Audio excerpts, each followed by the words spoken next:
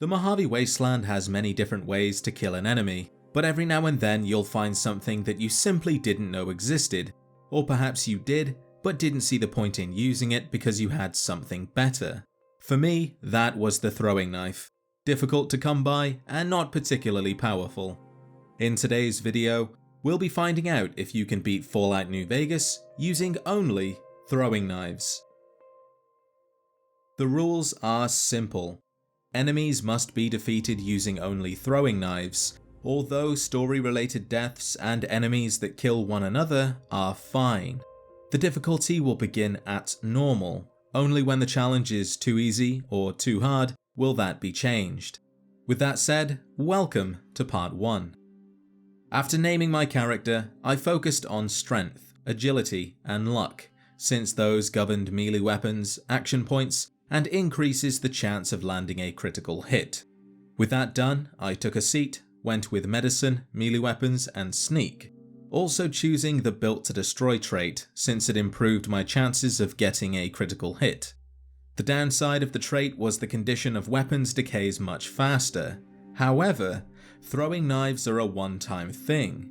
Once they've been thrown, you can't pick them back up, making this trait ideal for the challenge. Now that my character was ready, it was time to get some throwing knives. There's a couple of locations you can buy them from, but the most reliable source I could find was Mick and Ralph's in Freeside, so that's where I went, grabbing the snow globe from the cemetery, the NCR uniform from Black Mountain, and using the monorail to gain free entry into Vegas. Unlike other challenges I've done so far, I actually listened to Victor, went to the Lucky 38 to speak with House, and agreed to get the platinum chip for 1,000 caps. Before I left, I grabbed the snow globe from the cocktail lounge and sold the 2 I had to Jane for an easy 4,000 caps. Before dealing with Benny, I knew I could level up by entering the tops and did so 3 times, increasing speech to pass a speech check at Mick and Ralph's, melee weapons, and medicine. As for perks, I went with the Black Widow and Educated. We all know what they do. Oh, I know. I then went to Mick and Ralph's, got attacked by thugs, tried losing them inside the store, left because it simply didn't work, had the hired guns help out, and then I noticed one of the thugs was missing. It turns out one of them had stayed inside the store, and while I was gone, killed Ralph. Luckily, Ralph isn't needed. Speaking to Mick, I passed the speech check and bought my first 15 throwing knives. The only thing I had to do now was wait for him to restock and buy some more. After waiting for 23 in-game days, I had amounted a whopping 5 more knives. They also had doubled in price and weren't always available. I decided to take what I had and get the platinum chip from Benny. The knives count as a holdout weapon, so I snuck them inside, used the Black Widow perk to trick him upstairs, and gave him the worst acupuncture treatment known to man. With Benny literally cut out of the picture, I grabbed the chip, spoke to Yes Man, returned to house for my reward, watched the show, fried some steak, it was an accident, don't worry, and waited patiently for Yes Man to switch rigs. You all know what happens now. It's time to visit the factions and decide what to do with them.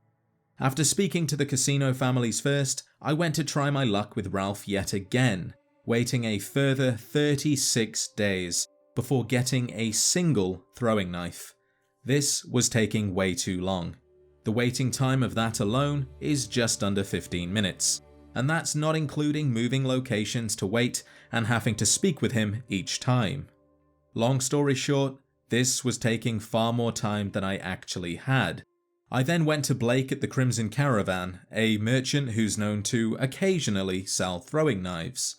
The first interaction with him produced no throwing knives, not a good start, and 10 minutes of waiting later, Blake had provided me with 0 throwing knives. In the span of 30 minutes, I had gone from 14 to 15 knives. This is where I had to make a choice. I could either dedicate more time than I simply had to waiting until I had enough knives, which really wasn't possible, or I could use console commands to give me what I desired, simply to see if the challenge was possible.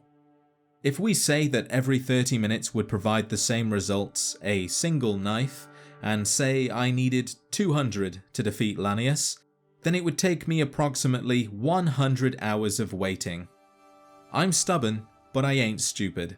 So let's theoretically say that time isn't an issue and use console commands to hurry things along, giving myself as many knives as I can carry, 277 to be exact, and just see how far these bad boys can take me. Once they're done, they're done. If I run out, the challenge is over.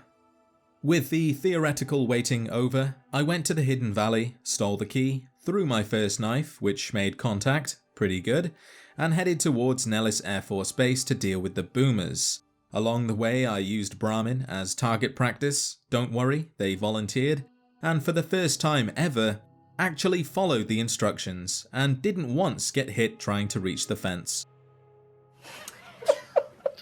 The final faction was the Khans. All they required was simply being discovered, so no issues there. On the outskirts of Vegas, I did fight two fiends, and this is where I noticed that you have to aim slightly to the left of where you want to hit, otherwise the knife misses entirely. Back at the Lucky 38, I said no to rescuing Kimball, failed a couple quests, and went to the El Dorado substation to reroute the power. With that done, I was almost ready to go to Hoover Dam and ultimately fight the Leggett. But first I wanted to buy some Stimpaks, and it was after bartering goods with Julia Farkas and getting the You Run Bartertown achievement for bartering 10,000 caps worth of goods, I leveled up and noticed that something was wrong. I had yet to increase speech to 85, which I would have to do if I wanted to face the Leggett one-on-one. So I increased speech to 45, which was everything I could do at that time, checked the perks for anything useful, and found the Stone Wall perk, which gives +5 damage threshold against all melee weapons, and get this, prevents the player from getting thrown around like a damp sock, something the Leggett is very good at turning us into. This perk was a game changer. All I had to do now was level up some more and get speech to 85. To do this I helped out around Freeside, mostly the Kings and the Van Graffs, until I had enough. Also, I did have the Comprehension perk and a Meeting People's magazine, which meant I could temporarily increase speech by 20 points, saving me from having to level up at least once. With that done, I was ready. Now I didn't know how well throwing knives were going to work against the Legion, nor did I think I had enough to kill everything standing in my way and to beat the Leggett. So I ran to the control room, ignoring everything. Yes Man got sassy. Turns out since I didn't go to the fort and activate the Securitrons, my only option was to destroy the dam. So I flicked the switch, died, and did my best to outrun the Centurion, whose favourite movie may have been the Texas Chainsaw Massacre. Sally, I hear something. Stop! Stop! Inside the Leggett's camp, I went up against the Praetorian guarding the entrance, used what felt like way more knives than I actually had to, so I tried again and ended up somehow using even more than I had the first time. I sure hope that doesn't come back to bite me. Approaching the Leggett, I used the magazine to increase speech, saved, and convinced him to be a big man and fight me by himself. I was no longer worried about getting knocked over thanks to the perk. The main issue was being able to hit the Leggett with a throwing knife while simultaneously trying to avoid his own attacks.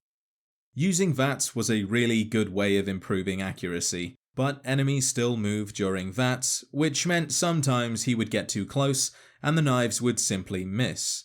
So the best thing to do was to throw a single knife, run back, and do it all over again. A very lengthy but foolproof process. There's something funny here, boy? The fight started off well. I was doing okay damage and wasn't taking too much in return. Then I had the bright idea of trying to find somewhere where the Leggett couldn't attack me, but I could still attack him. This led to me getting stuck, and say no more. Reloading, I used hotkeys for the first time. Healing has never been so easy. I tried a few other places, but none of them worked. In the end, he always got me. To top it off, the combination of getting whacked, Spamming throwing knives and healing all at the same time was apparently too much for the game to handle. Reloading, I tried again. I was determined to find somewhere where the Legget couldn't get me. I ran towards the northwest of the camp and climbed atop the crates, which prompted Lanius to use a hunting shotgun. It still got me, but it did much less damage than the sword. The best thing about this was I could use VATS as much as I wanted since he couldn't get close. It was working well when somehow I fell off. Lanius pulled out his fat sword, and because I thought I was safe, I forgot to heal and took a swift vacation to the great beyond. Retrying yet again, I ran to the boxes, climbed them, Lanius switched to the hunting shotgun, and out of sheer curiosity, I tried and succeeded multiple times to deflect the attacks using a bucket, although it didn't last forever.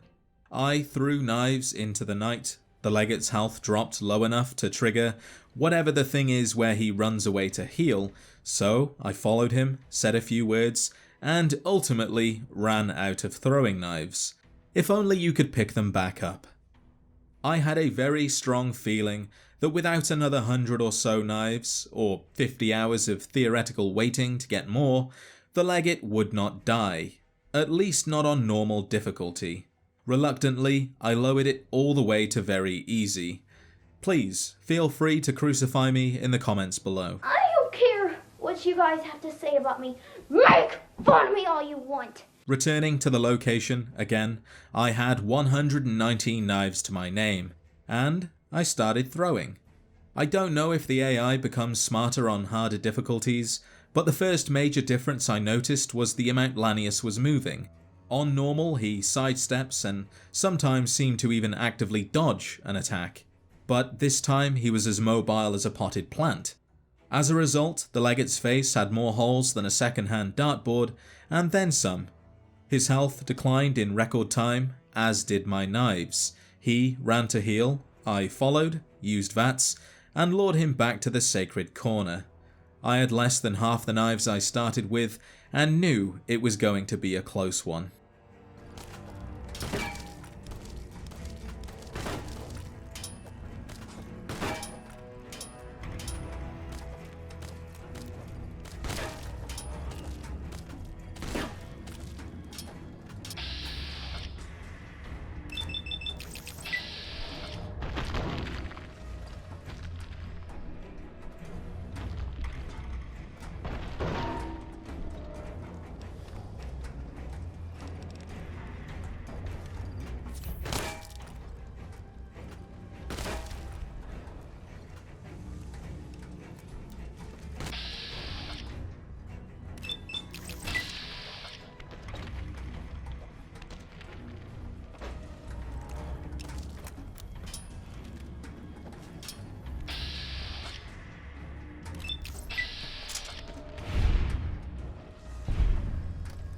I knew it would be close, but to miss twice and then use the final knife to kill him is about as close as it can get.